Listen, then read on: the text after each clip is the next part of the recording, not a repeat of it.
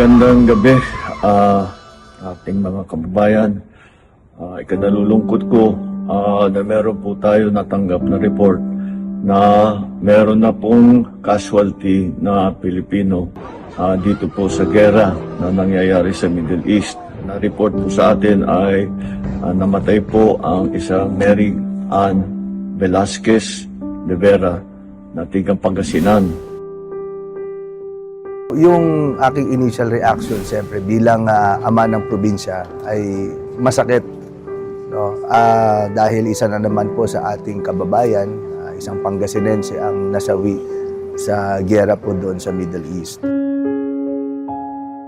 Nang mabalitaan ang kalunos-lunos na trahedyang sinapit ng 32 anyos na caregiver na si Mary Ann de Vera matapos masawi sa pagtama ng Iranian ballistic missile sa tinutuluyang apartment building sa Tel Aviv, Israel, agad na nagtungo si Pangasinan Governor Ramon Monmon Gico III Saan yung family nila? upang personal na magpaabot ng taus-pusong pakikidalamhati at pakikiramay sa naulilang pamilya ni Mary Ann sa barangay Poblasyon sa bayan ng Basista. Mas lalong napahanga ang gobernador kay Mary Ann dahil nagpapakahirap siya sa ibang bansa para suportahan ang amang PWD, pati na ang pagpapagamot ng kanyang lola na nagpalaki sa kanya. Yung pag-alis mo, pagsapalaran sa ibang bansa at iwanan na iyong mga mahal sa buhay, isang kabayanihan na po yun.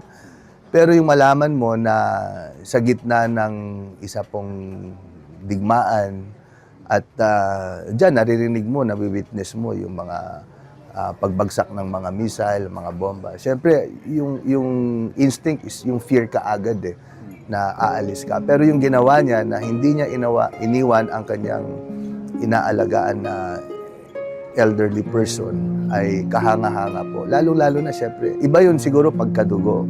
Ito hindi niya kadugo pero she bore the responsibility na alagaan at ensure yung safety ng kanyang inaalagaang elderly.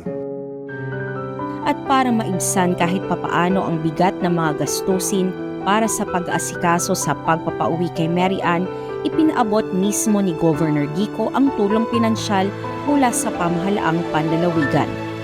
Siyempre po, kailangan nila ng communication, mga transportation cost, no, ay saka yung kanila pong nanay ay may sakit din at nagpapa-hospital. Kailangan nila yung mga expenses po na yon. Lalong-lalo na nawala nga si Mary Ann, who is the breadwinner of the family. So nagpaabot po tayo ng financial assistance at nagbigay din po tayo ng mga bigas, ng mga canned goods for them. Kwento rin ng mga kaanak ni Mary Ann na nasa Israel din ngayon ang kanyang asawa na siyang nag-aasikaso para sa pagpapauwi sa mga labi ni Mary Ann. Ayon kay Governor Gico, handa ang pamahalaang panlalawigan na tulungan ang mister sakaling magpasya siya na talikuran ang pagiging OFW. Ako naman ay nag-commit po sa pamilya at kay Bernie. Kaya pagdating po niya dito, gusto ko po siyang ma-meet personally, makausap. Nag-offer po tayo ng trabaho para kay Bernie.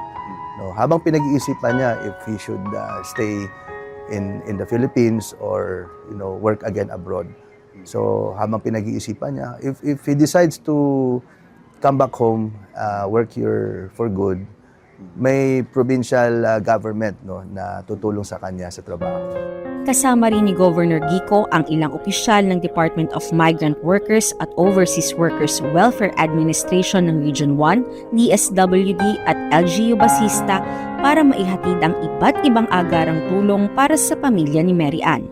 Habang hinihintay natin na magkaroon ng clearance doon sa ating airspace upang matulungang makauwi yung labi ng ating OFW na si Mary Ann, habang hinihintay po natin yun, ginagawa po natin yung documentary requirements, inaasikaso natin para upang once na mag-open po yung ating airspace ay agad po natin siyang maipadala, maipa-repatriate po. You are now on speaker, Consul. Sa gitna ng pakikipag-usap sa pamilya, nakausap din sa telepono ni Governor Gico si Israel Ambassador to the Philippines, Dana Kirsch, na nagbigay ng pag-asa na may uuwi sa lalong madaling panahon ang mga labi ni Mary Ann. Morning, Ambassador Dana. good morning. Maraming salamat for Yes. being there and facilitating this call. It's so important for us, and thank you so much for being there. I'm sending an extra hug to you if that's okay. Thank you, Ambassador. In particular, they wanted to know the paramedic who retrieved Mary Ann because I think the husband is looking for a backpack. Yeah, a backpack that contains belongings precious to the couple, to the family. Of course, Yes. we will as soon as possible. We also have connection with the heads of our Red Cross, which called MADA, and those are the ones who evacuated her, and we will check as soon as possible. Okay? Thank you, Ambassador. Yung days, sabi niya, no, just parang it will take a couple of days. So at least hindi nga weeks ang hihintayin. So that's a